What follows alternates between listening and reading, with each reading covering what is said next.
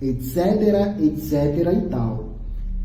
Segundo, políticas públicas são quase sempre parte da solução de conflitos sociais ou a causa de novas disputas coletivas. A condição de conflito ou de não conformidade com um padrão mais equitativo de bem-estar resulta das imperfeições do funcionamento do mercado nas relações capitalistas de mercado que distribuem de forma desigual o acesso aos recursos econômicos. Pensemos, por exemplo, numa política de discriminação seletiva positiva que compense ou mitigue a condição de populações com vulnerabilidades sociais ou impostos e taxas sobre o patrimônio e a renda dos mais super ricos. Fácil perceber que conflitos são fundamentais para a produção de políticas públicas. E a política é o espaço em que se dá o conflito para que surja uma decisão norteadora dos destinos da sociedade. Terceiro, o sucesso de políticas públicas não depende exclusivamente do seu design, mas, sobretudo, de sua estratégia de implementação e modelo de governança. Pouco mais à frente, falaremos sobre governança e governabilidade, dois conceitos distintos.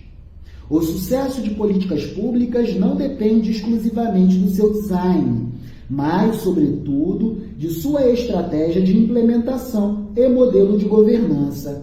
Aqui é fundamental analisar como operam as instituições, como são as regras do jogo que modelam e criam constrangimentos ao comportamento coletivo, como leis, regulamentos, costumes, tradições, valores culturais, valores éticos. As políticas sofrem diversos problemas quando são implementadas, desde a assimetria de informações entre os diversos atores, o que os impede de escolher cursos de ação perfeitos ou ótimos, até os custos de transação envolvidos. A burocracia pública também é determinante na implantação da política. A tecnocracia do Estado é fundamental para a produção de políticas públicas, pois é a burocracia pública que controla a informação, tem capacidade técnica e tecnocrática, tem rede de contatos e influência em toda a estrutura administrativa.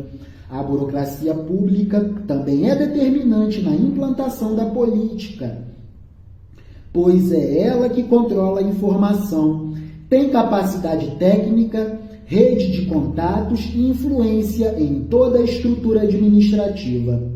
Outro elemento ignorado com frequência na implementação de políticas são as falhas de estratégia, ou seja, como construir a viabilidade política para os projetos mais conflitivos e a capacidade de trabalhar com trajetórias diferenciadas conforme diferentes cenários sociais, políticos e econômicos. Detalhe: a elaboração de uma política pública começa quando um problema precisa de resolução estatal. E chegamos ao tópico 1.3, o ciclo de políticas públicas e o planejamento governamental. Maravilha! Para finalizarmos bem, vamos às notas de rodapé. Muito importante para a consolidação do conhecimento. Uma política pública em sentido amplo é tudo o que resulta de uma iniciativa governamental para responder a uma demanda legítima da sociedade. É só lembrarmos do esgoto ao céu aberto como dado da paisagem social e a instituição de uma agenda pública para resolver esse problema. O esgoto a céu aberto sai da paisagem social e passa a constar de leis orçamentárias para a resolução deste problema. Do esgoto a céu aberto, saneamento básico. A decisão em política pública refere-se geralmente ao que o governo decide fazer, mobilizando recursos disponíveis para resolver um problema muito importante.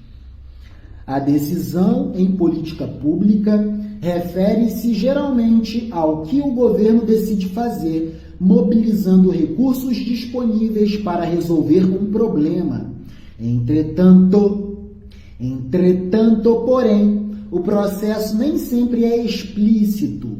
Muitas demandas, apesar de legítimas, podem simplesmente ser deliberadamente encobertas e suprimidas por diversas razões, sobretudo quando seu conhecimento público ou a impossibilidade de solução governamental gera desgastes políticos incontornáveis, isto é, o processo de não decisão. Cabe um comentário muito precioso.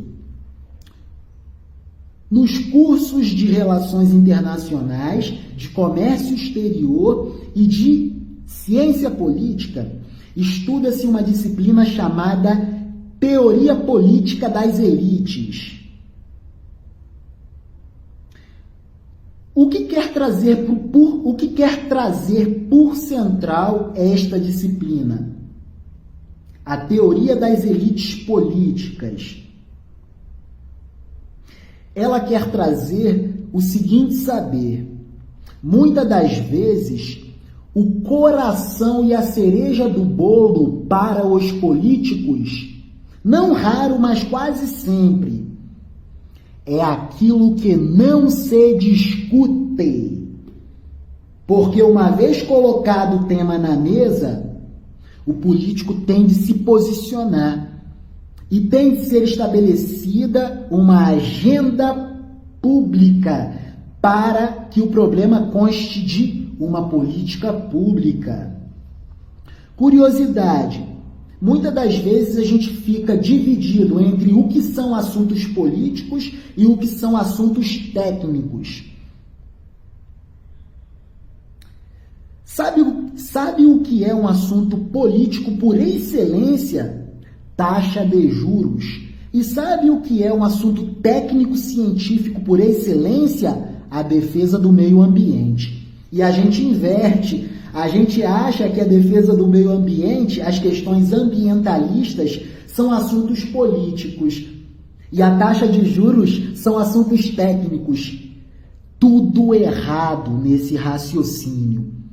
Taxa de juros é assunto político por excelência. Nada tem de técnico.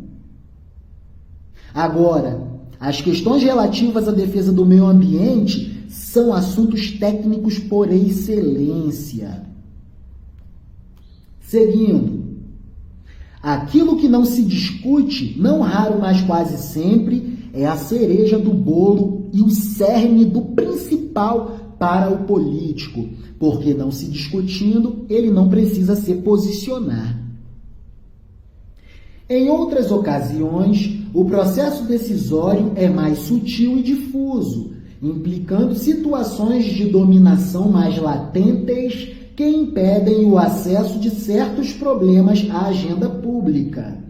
Olhando o processo decisório como manifestação do poder político, há inúmeras situações em que a não decisão compõe a política pública.